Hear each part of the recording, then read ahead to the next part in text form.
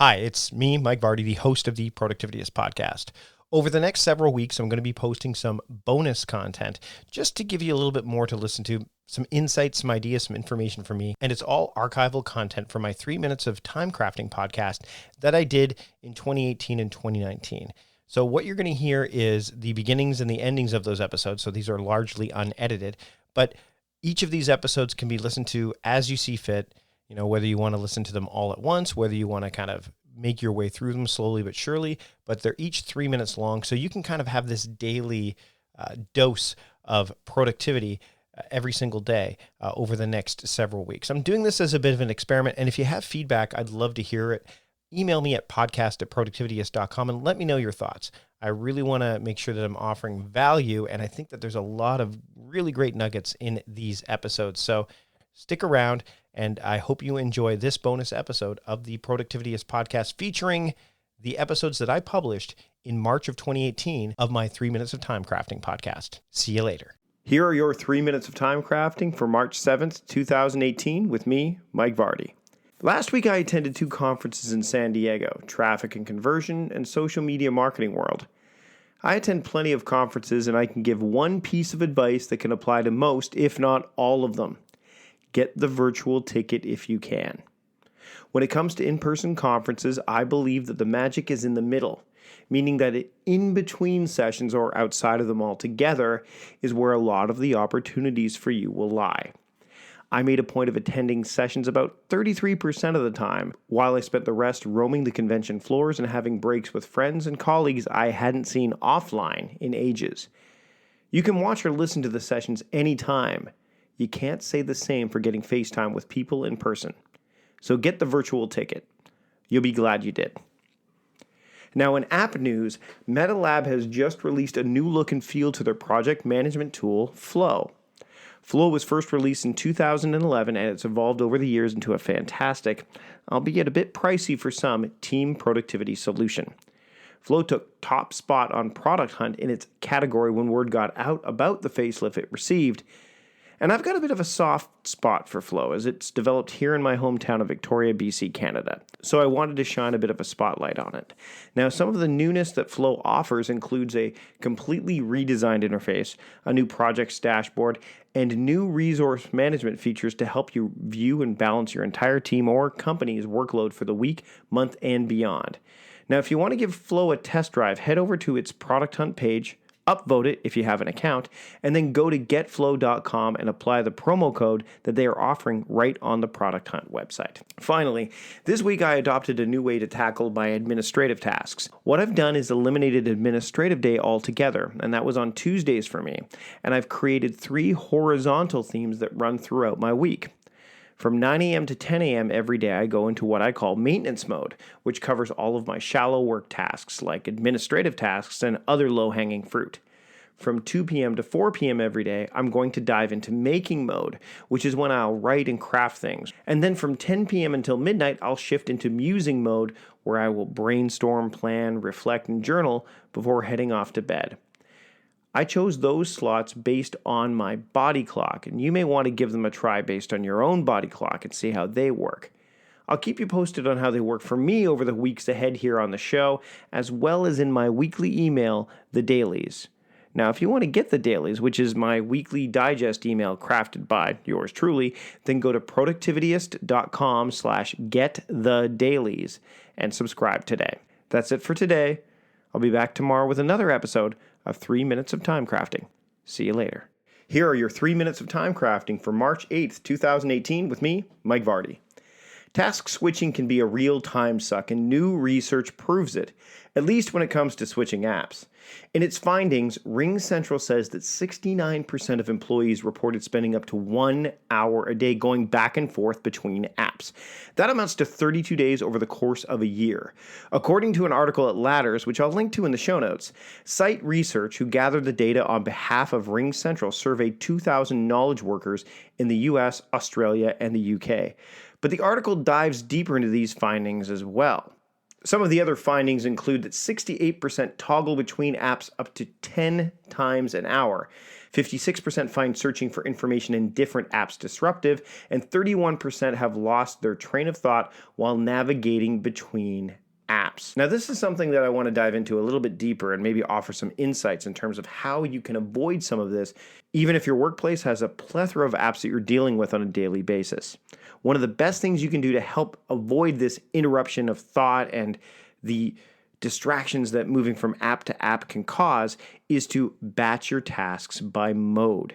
I call this mode-based work. And there are 5 categories of mode-based work that I talk about over at the Productivityist blog. And if you want more insights and details on how to work by mode, then I'll link to some relevant articles in the show notes. The category that this falls into would be resource-based modes. So we're talking about the different apps that you're using. So what you should do is, as much as possible, take a look at your tasks and organize them by the resource that you need in order to complete them. So for example, if you're using Gmail as your email provider, rather than go back and forth between Gmail and Google Docs and whatever other apps you're using, look at your tasks by the mode that they are categorized in. So take a look at all the tasks that require you to go into Gmail and work on them at once rather than go back and forth. Same thing if you're going to work in Microsoft Excel or Google Docs. Look at all the tasks that require you to go into any of these apps and do them while you're in those apps. This will put you into that ever elusive state of flow and keep you from switching from task to task as often as you might be doing now. Now, one of the other findings of this survey is that email tends to dominate the workplace conversation realm. So if you're not already using a tool like Slack or completing conversations inside of your project management tool, then you might want to start considering that, because email is great for external conversations coming in from outside of your team, but it's better to have something internal like Slack or your task management tool or your project management tool for your team to separate the internal conversations from the external ones. You need that kind of certainty, and it will help with your productivity. That's it for today. I'll be back tomorrow with another episode of 3 Minutes of TimeCrafting. See you later. Here are your 3 Minutes of TimeCrafting for March 9th, 2018 with me, Mike Vardy. Yesterday, I shared my first show note link with you, and it wasn't from my company website. It was from the website Ladders.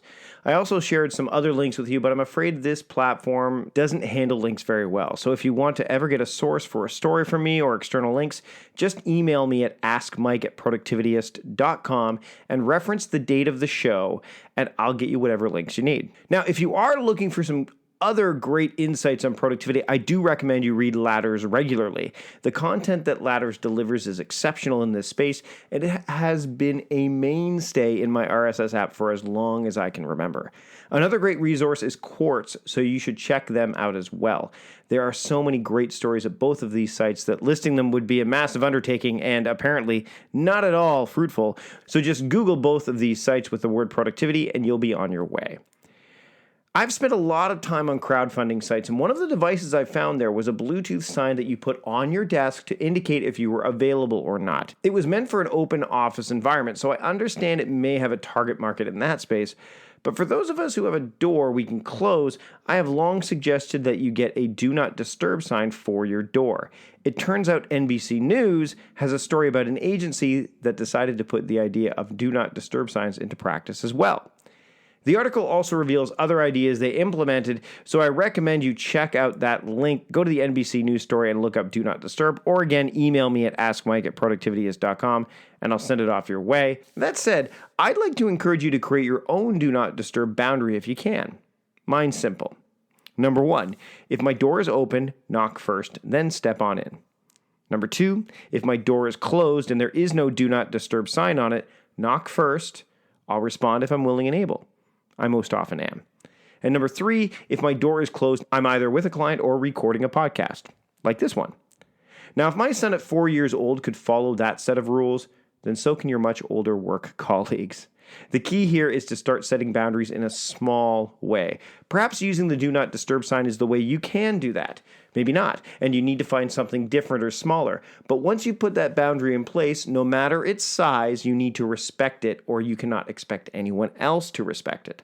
That's why I use a scheduling link for all of my calendar appointments. It gives me boundaries.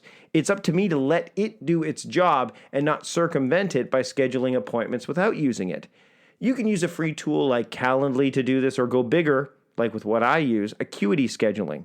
Again, email me at askmike@productivityist.com if you want to know more about how these scheduling services work and get other recommendations from me. That's it for today. I'll be back tomorrow with another episode of 3 Minutes of TimeCrafting. See you later. Here are your 3 Minutes of TimeCrafting for March 10th, 2018, with me, Mike Vardy. Tomorrow, people all over the world will be springing forward as part of daylight saving time, but in Florida, lawmakers are working towards making sure this is the last time that's going to happen in that state. In an article that I discovered at CNN, the idea to shift away from springing forward or falling back was something that Florida state lawmakers were more than happy to bring to the table, and not only that, take to task. Because in less than 1 minute, the Florida State Senate passed the Sunshine Protection Act, a bill that will keep daylight saving time a year-long affair. If the bill gets through its final stages of approval, then Florida will join Hawaii and Arizona as places that are exempt from the Uniform Time Act of 1966. Now, I believe the reasons for shifting between daylight saving and standard time aren't as critical as they once were, if they ever were, and the negative effects when shifting to daylight saving time are well documented. The following Monday, workers show up for work exhausted due to one less hour of sleep, and car crashes and heart attacks spike as people find the adjustment of their body clocks a real challenge.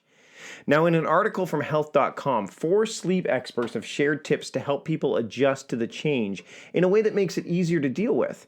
One of the big pieces of advice is to not change your waking time, even if it means you're going to lose an hour of sleep in the process.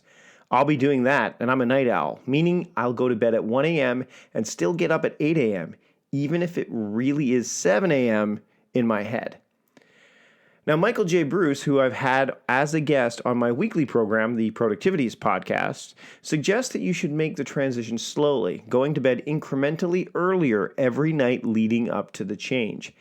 He says that you can space the incremental changes over the course of a week if you want, but I think you could also go to bed 15 minutes early for 4 nights leading up to the change if that works better for you.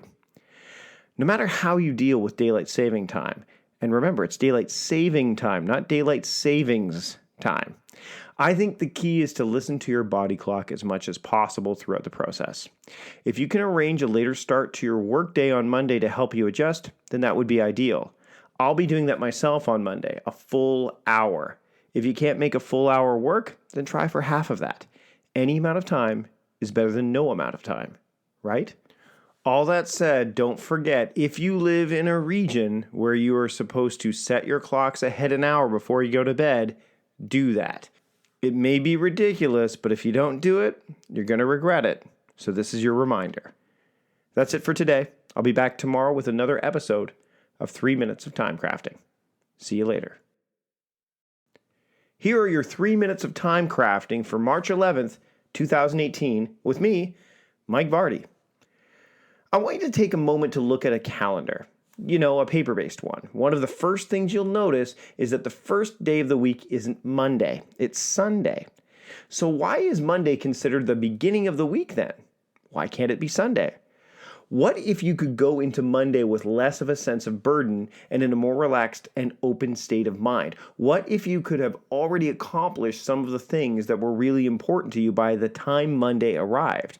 Well, you can. Just start treating Sunday as the first day of the week, and it will not only improve your Mondays, but it will improve your week as a whole. So, how do you get started? Well, let's get back to the calendar. While paper-based calendars generally start on Sundays, calendar options like Google Calendar and native apps such as iCal allow you to make Mondays the first day of the week. You've likely enabled this, but now you have to go back into each application and change it back. It'll take some time if you've got a lot of calendaring apps, both online and off on the go, but doing the work now will go a long way to shifting your mindset going forward. Whether your actual work week starts on a Monday or not, I strongly encourage you to make Sundays the first day in your calendar apps. Now that you've shaken up things in your calendars, it's time to shake them up in your workflow. Most people will see that Sundays are quite open when it comes to work, so start to move some of the items that are set aside for Monday to Sunday. If you work from home, this is going to be a fairly painless process, but if you don't, you may have to do some further tweaking. You may want to go so far as to ask your superiors if you could start working Sunday through Thursday rather than the usual Monday through Friday routine. In some cases, this won't be possible based on your role at the office, the type of business you're in, or even family reasons. But if none of those obstacles stand in your way, give it a shot. There are plenty of avenues to take when pitching this idea. You can pitch that Sundays would be very productive for you because of the lack of distractions in the workplace. Your flow won't get interrupted, and that's going to boost your productivity significantly just on its own. You can also mention that Mondays will be more productive for you by virtue of handling some of the usual Monday tasks on Sunday. This could serve to make you a huge asset to have in the workplace on Mondays while others are struggling to get going. You've already put a day's worth of work in. Ask if you can try it for a month and see where it leads. A shift like this allows you to get really clear on what you're doing, how you're doing it, and most notably, when you're doing it. By starting your work week on Sunday, you're going to notice other things that you can fine-tune about your work. The focus generated by Sunday will carry over throughout much of the week and impact the quantity and quality of your output for the better. That's it for today. I'll be back tomorrow with another episode of 3 Minutes of TimeCrafting. See you later. Here are your 3 minutes of time crafting for March 12th, 2018 with me, Mike Vardy. I've been seeing an ad in my Facebook feed quite frequently lately. It's from Todoist. The approach that they are taking is that they are targeting Wunderlist users. They are saying that Wunderlist is going away soon, and they aren't wrong, but they aren't exactly right either. Wunderlist is transforming into Microsoft To Do. So while the app isn't going to be the same, it's not going away. That said, advertisements like this definitely have people who are using. That said, advertisements like this can give pause to people who are actually using apps and put a bit of fear into them. They start to think about switching to another app, and when that happens, questions start to arise. And as a productivity strategist, I often get asked this question: what app should I use to help me be more productive? And I have a simple answer: I don't know. Now, when people ask that question, they'll look at me quizzically and remind me that I'm someone that should know what app they should use. I mean, I'm the expert, right? But here's the thing. Everyone's work style is different. Everyone's proficiency with apps is different. Everyone's needs are different. So in order to even begin to recommend an app, I need to know more about the person asking the question. Sometimes a simple to-do list app will do the trick. Sometimes a habit tracking app is enough because they tend to trust their paper-based workflow for their tasks. Sometimes a paper planner is the app they will be able to use best. I can't possibly suggest what app they use until they give me more to go on. And even then, I'll exercise caution. If you're stuck and not moving things forward as much as you'd like, or perhaps not moving the right things forward, you need to step away from the app you're using to get some perspective. That doesn't mean abandon the app altogether. It means you need to evaluate it from a vantage point that doesn't have you immersed in it. When you decide to step away from your app, whether you're changing apps or not, I suggest you step away for no more than a week. Like me, use paper in the interim, or something simple like the Notes apps included with most computers and mobile devices. Make note of what gets done and what doesn't, and then make a point of really figuring out your needs and looking at what solutions will help you propel things forward better. Not sure what to ask? Try these questions. What platform or device do I use the most to achieve objectives? A computer? A mobile device? Paper? Do I need something that needs to be connected to the internet all the time or only occasionally? Do I need something that will grow with me as I become more proficient and deal with more complex projects? No app alone can help you with your efficiency and effectiveness. Sometimes you need to step away from the app you're using to see if you can go without it and still make things happen. In other cases, you need to find something more suitable to do your work even better than before. That's it for today. I'll be back tomorrow with another episode of 3 Minutes of Time Crafting. See you later. Here are your 3 minutes of time crafting for March 13th, 2018 with me, Mike Vardy. Yesterday I talked about focusing on the approach you take with your time management as opposed to the app you would use to facilitate that approach. Today I want to dive a bit deeper into the idea of tweaking your approach as opposed to fiddling with it, because there is a difference. Now, as of late, I have been tweaking my daily themes as well as adding some horizontal themes to the mix. I've discussed this at length over at the Productivityist blog in the last couple of weeks, and I made these changes to make sure that nothing really fell through the cracks. And I did it also so that I'm able to help out those that need my help throughout the week, my family, my clients, and my audience as a whole. Now, to give you some insights as to what I've done is basically I have eliminated Tuesday's daily theme, which was administrative tasks, and have spread my administrative tasks throughout the week in a horizontal theme under a term I call maintaining. The other thing I've done is I've added video to the mix on Tuesday, separating it from the audio video day that used to exist on Wednesdays. So now my focus on Tuesdays, my emphasis, is to work on video, while on Wednesdays I will focus on audio. The other thing I've done is I've added 2 other horizontal themes. So I have the maintaining mode, which I talked about earlier, which is my low-hanging fruit or administrative tasks that go across every day of the week from 9 a.m. to 10 a.m. Then I have what I call making mode from 2 p.m. to 4 p.m. because that's the time of day that I'm best suited to be making things. And then from 10 p.m. until midnight, I've got musing mode, which is when I'll do planning and reflecting and journaling and all that sort of stuff before I head off to bed for the night. Fiddling generally involves avoiding the things you need to do rather than work towards making those things happen. You wind up getting caught up and have to play catch up as a result. An example would be mucking around with the features in your apps for the sake of doing so, even if that compromises the time you have to actually do what's in those apps. Now, if you're being honest, I'm sure you can think of more times when you fiddled with your workflow rather than tweaked it. I know I can think of some. Switching to-do list apps, anyone? Tweaking is making changes that are necessary in order to better optimize your situation. In this case, my ability to shift between work mode and life mode, or to be able to add these horizontal themes to the mix so that they get my focus during those times of day. Another example of that would be finding a way to work within the apps you already have to make them work better for you. In a nutshell, tweaking is making changes for the sake of progress, while fiddling is making changes for the sake of change. Big difference. By tweaking the right things at the right time, they can all feed each other in a way that makes you more efficient and effective. Proper tweaking makes things better, both directly and indirectly. There's no such thing as proper fiddling, but it sure can impact things both directly and indirectly. That's it for today. I'll be back tomorrow with another episode of 3 Minutes of TimeCrafting. See you later. Here are your 3 Minutes of TimeCrafting for March 14th, 2018 with me, Mike Vardy. Now today is Pi Day, P-I Day. And the reason that March 14th is Pi Day is because it's the 3rd month and the 14th day. And the number that begins with 3.14, it just makes sense for March 14th to be Pi Day. It's also Albert Einstein's birthday. But what's interesting about Pi Day, and I want to get into math here, a little bit of productivity math specifically, today is actually National Pi Day. It's a designated resolution. It's a holiday of sorts. The U.S. House of Representatives passed this in 2009, and the whole idea was to encourage schools and educators to observe the day with appropriate activities that teach students about pi and engage them about the study of mathematics. So I'm about to do that for you with productivity now. So think about it this way. Whenever you subtract something from your plate or from your to-do list, your opportunities for the remainder multiply, so you can move things around on the plate.